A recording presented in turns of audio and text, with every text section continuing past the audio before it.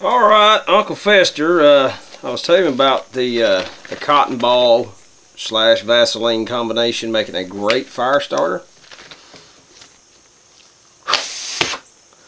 And it does.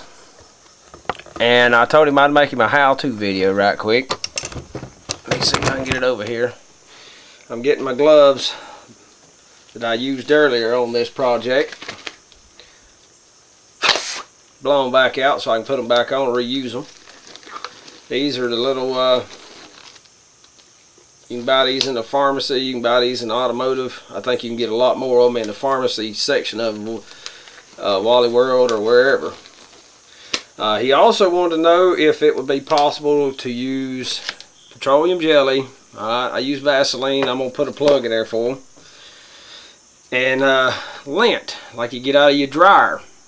Alright, if you have your wife, your girlfriend, whoever, or yourself, to tell you, see, you can see hair and hair and everything. But if you can you gather this up every time you clean out the lint trap, which is a good idea every time you go to do your clothing, you can save it. Water up in a little ball, spread it out a little bit like this, okay? But once you get enough of it accumulated, this is from 1 day's worth of washing and drying, okay? It's got a little grass and everything in there from my clothing that she washed for me. You just take your big gob on the end of your finger and you apply it like this. And now, I will say this about lint. Lint is dirty. It makes a damn mess. But if you are constrained by a money situation, or you just like being frugal and reusing it, because I've got tons of dryer lint in my USK, or not my USK, my backpack, and I'm going to go back and do this right here to them. But you just wad it up in there, but you can see it makes a mess. It really does. It's not as easy to do as cotton balls. But like I said, I mean, it just depends on your financial situation, whether you're strapped for cash or you just want to be real frugal. Now, my buddy Joe, I'm always calling him cheap. Uncle Fester, I'm always telling him he's cheap. He's not really cheap. He's very frugal. And my hat's off to him. Me, I have very little time to play with, so I am not frugal as I should be. The dryer lint was my idea that I got out of a book that I'm going to do a review on today, or bust.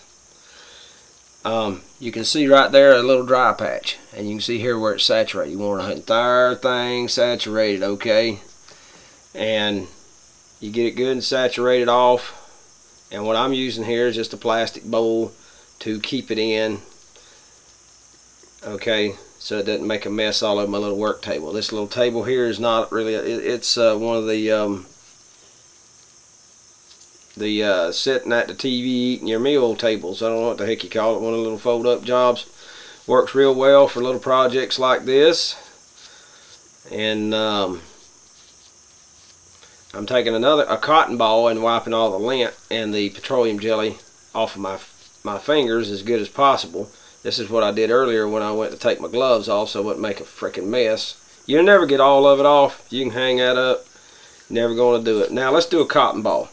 Nice big fluffy cotton ball. This here is 200 count cotton ball.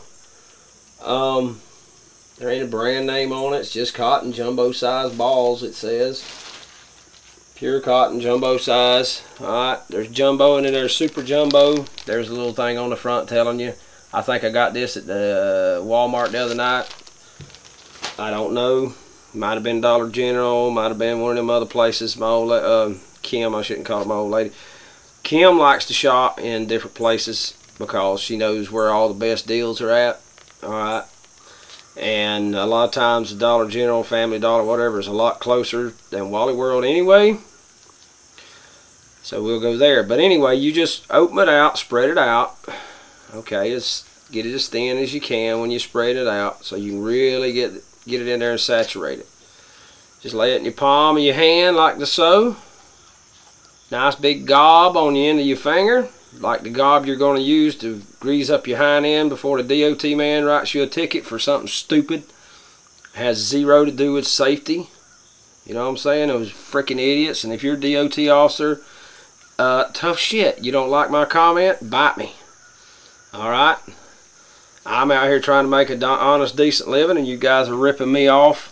And I call it legalized thievery because that's exactly what it is. I had an officer the last time I got a ticket. Actually, I didn't get a ticket. I got put out of service because I was over on my logbook by an entire hour and a half. Ooh. Told me I could bobtail home. That's driving a big truck without the trailer. I could bobtail home, but I couldn't drive the truck and trailer home. I said, well, that would be illegal if I'm out hours. He said, well, it's not considered a commercial vehicle without the trailer. So someone out there, please explain to me how it is safer to be able to bobtail home than drive it with the trailer. Alright? Let me give you a little heads up out there for all you folks that don't know much about these heavy duty trucks. The brakes will lock up on you before you can say don't do it when you're running bobtail. Alright, enough of my bench speech on my soapbox. But anyway, you get it squished in real good. I don't know if the camera can really tell the difference between the dried one and the Vaseline saturated one, but that's it. There's nothing to it. Okay? Drop it in your bowl. Standard hand cleaner, standard freaking decent dishwashing liquid, shampoo, anything like that has a degreaser element will take Vaseline right off your bowl, so your old lady can't fuss, but you should be nice enough to go and wash it for. Don't be a dirt bag or a cheese dick or whatever. Go in there, really clean it up for her. Be nice about it. I mean, if you're going to use something like this, be nice, clean it up. It ain't no big deal. If you're such a baby you can't clean your own dishes up, I don't know what to tell you, man. I don't wash dishes around here as much as I should, but when I leave, I'm gone a week or 2 or 3, or maybe only an overnight, maybe just a day. So you folks who think you might find where I'm located and rob me, you may be faced with a 12-gauge shotgun or an M1A right in the freaking face, because we don't play that where I come from. I'm from the swamps of southeast Georgia, the Okefenokee Swamp. And by God, we shoot first and ask questions later. You come breaking up in our house. Anyone found here at night will be found here in the morning. With a few bullet holes and a lot of massive loss of blood, I'm here to tell you. Anyway, Uncle Fester and anyone else who might run across this, I hope this is helpful. I hope it shows you how to do it. Nothing to it. This is Mac Daddy 1911A1 with the Shade Tree Survivalists. And this one was made specifically for Uncle Fester. And I hope somebody out there gets a good education on this kind of stuff. Signing off.